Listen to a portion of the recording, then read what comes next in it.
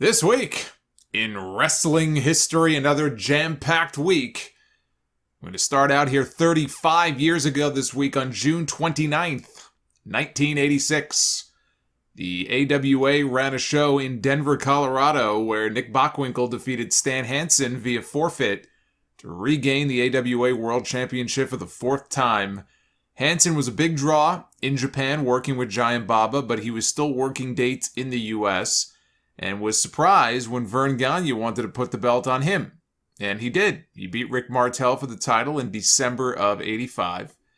He told The Wrestler magazine in a 2009 interview, "I never went to the AWA thinking I'd ever be the champion. It wasn't my idea. But everybody was complaining that Martel wasn't drawing as champion.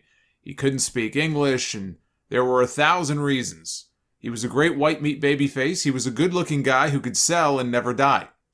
I suspected that they were just using me to pass the belt from one babyface to another. That would have been fine if they would have just laid that out to me from the beginning. I would have been fine having it for 4 months and passing it on. But when I saw that I really wasn't being promoted, that was a problem." So he knew he could draw money for them if they would have just given him people to work with instead of putting him in mostly squash jobs on TV.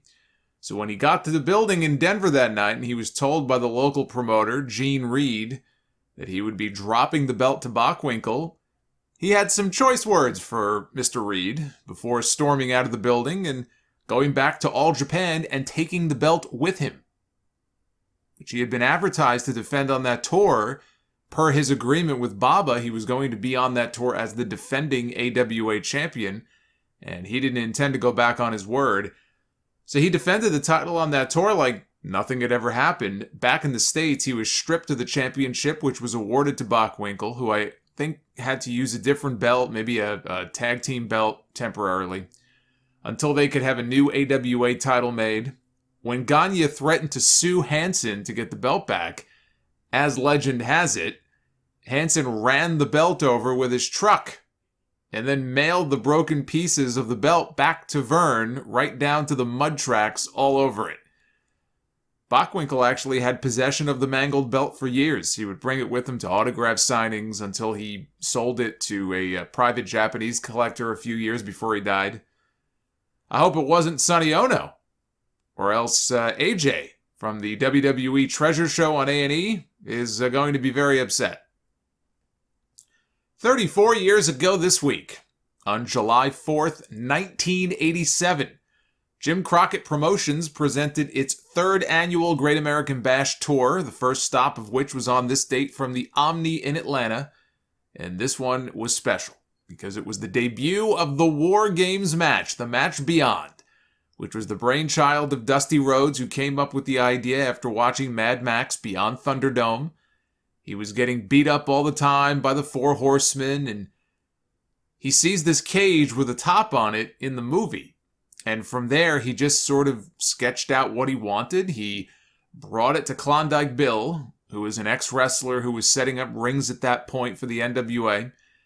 He didn't even want to wait until the morning to pitch the idea. They got down on the ground in the parking lot, in the dark of night, with a flashlight. He showed him how he wanted the whole setup in the cage to look. It was also Dusty's idea to suspend the cage from the ceiling and ominously lower it instead of the way the cage matches typically were done, which was to construct them live during the shows, so the people would have to sit there and wait for them to finish. It was 2 rings, surrounded by one giant cage with a top on it.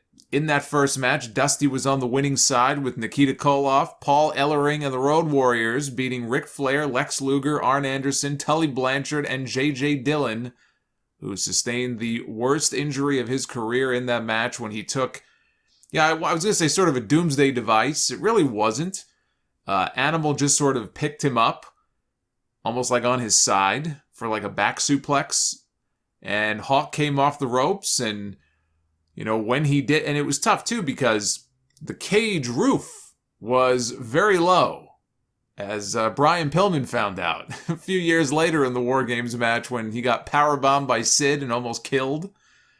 So he already had this low roof, and Dillon couldn't rotate his body properly, so when Hawk came off with a clothesline, he landed very hard on his right shoulder.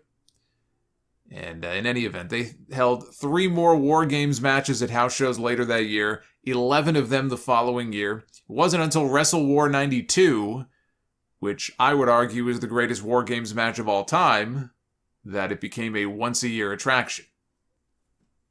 33 years ago this week, on July 4th, 1988, at the age of 34, Adrian Adonis was one of 3 wrestlers killed on their way to a local show in Canada when the driver either swerved to avoid hitting a moose or actually hit the moose, depending on which version of the story you believe, sending their minivan plunging off a bridge into a creek, killing all of the passengers. Only the driver survived, albeit with severe injuries to his legs. Adonis died in the hospital a few hours later from head injuries. He was an AWA Tag Team Champion with Jesse Ventura, a WWE Tag Team Champion with Dick Murdoch, and then later on, in his later WWE run, he gained all that weight. He did the adorable Adrian Adonis gimmick, his biggest match coming at WrestleMania at the Silverdome against Roddy Piper in what was billed as Piper's retirement match, which is funny to look back on now, but from wrestling in front of 93,000 fans, for one of the biggest promotions in the world, to traveling the Canadian wrestling circuit, I guess Adonis was doing what he had to do to make a living. But in doing so, he left behind a wife and 2 young daughters. 31 years ago this week, on July 4th, 1990, Brutus The Barber Beefcake suffered a gruesome injury that almost killed him.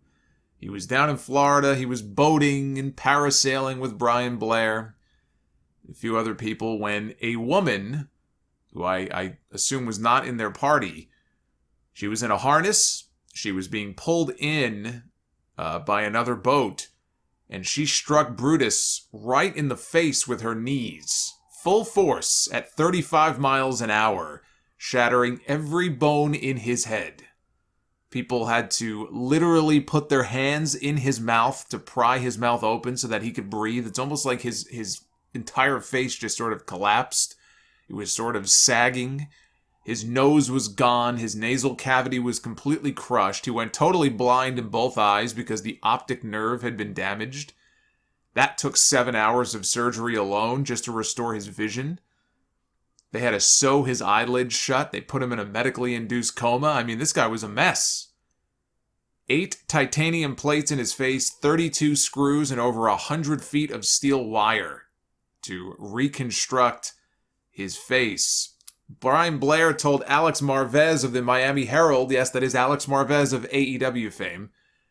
He told Alex Marvez at the time, as he turned around, he took a knee to the face. She was traveling so fast that had she hit a 1/4 inch lower on the nose, he would have died. The doctor said it was a blow that would have killed most people.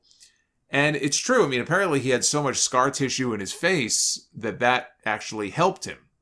And so if he were not a wrestler, if he were not an athlete, it probably would have ended very differently for him. In his book, Beefcake told the story, and again, it is a Beefcake story in Beefcake's book. Beefcake, as a lot of wrestlers back then, is certainly prone to exaggeration. Nobody is doubting how serious these injuries were. But this story is wild. In his book, it tells a story about Hulk Hogan visiting him in the hospital and wanting to get him up and moving around. So he took him for a walk down the hallway. And as they're walking down the hallway, Beefcake's eyeball fell out of his head. And he claims it was dangling next to his cheek, which was one of the reasons why they originally had sewn his eyelid shut, to prevent something like that from happening. Thankfully for him, he had his Screen Actors Guild card and the insurance that comes with it, which took care of most, if not all, of his medical bills. He claims he got his SAG card for working on No Holds Barred, but he wasn't even in the movie, so I don't really understand that. Maybe he did stunt work on the film or something. Beefcake was getting ready at the time to challenge Mr. Perfect for the Intercontinental title at SummerSlam when all of this happened, and very likely would have won the championship, but he ended up being replaced by the debuting Texas Tornado, Kerry Von Erich.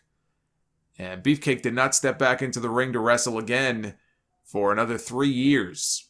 And it is a miracle that he came back at all, given how devastating his injuries were.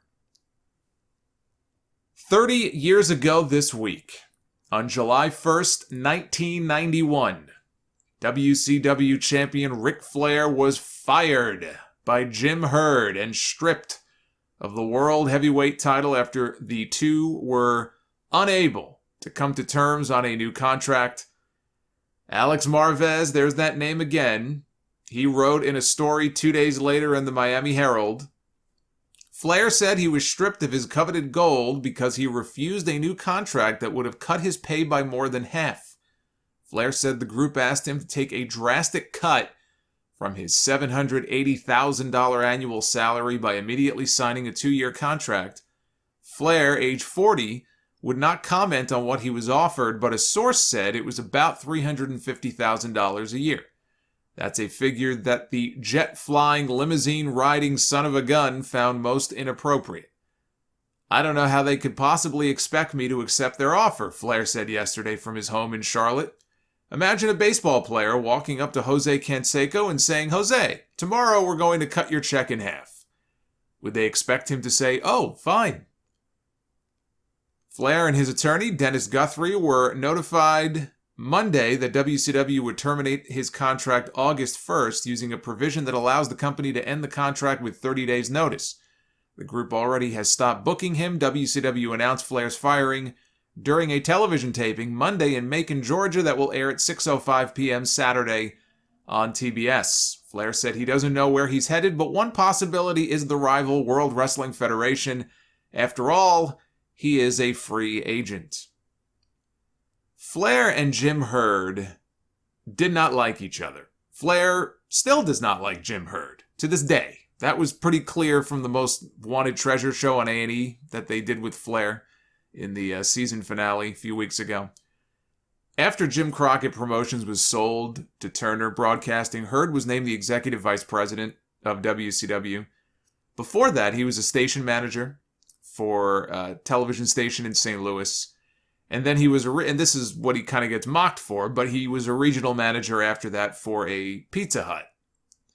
So from Pizza Hut to WCW is quite the jump.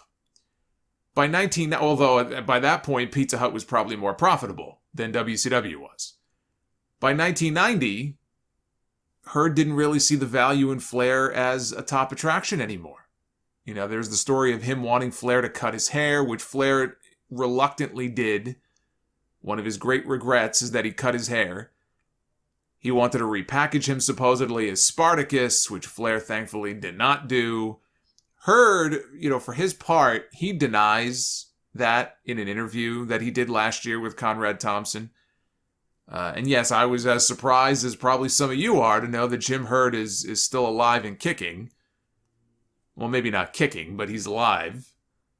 But he claims that they never seriously considered doing the Spartacus Gladiator deal with Flair, but it may have been an idea that came up casually in one of their brainstorming sessions that got back to Flair.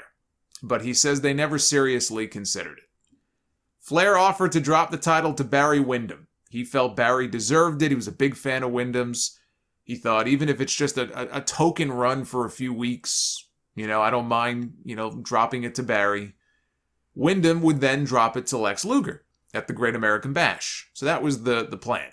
According to Flair, Herd asked Flair to let him think on it. He called Flair back later on and said, forget it. I'm sending Doug Dillinger over to your house to collect the belt. Doug Dillinger was their head of security for many years. Flair told Herd, well, then you better send a check with him for $25,000 plus interest, because that's how much of a deposit I put down on the belt, which I've never gotten back. At which point Herd said, fuck you. And Flair said, it ain't fuck me, it's fuck you. And hung up. Now this is where it can get confusing, especially if you were not a fan back then. Flair wasn't just the WCW champion, he was the NWA champion. WCW was a member of the NWA. And for years, all NWA champions were required to put down a deposit of $25,000, which is a lot of money. I mean, $25,000 is a lot of money now, let alone back then. And the idea being that it would prevent them from taking the title somewhere else, let's say to a promotion that was outside of the NWA. Let's say going, for example, to WWE, right? That was the idea.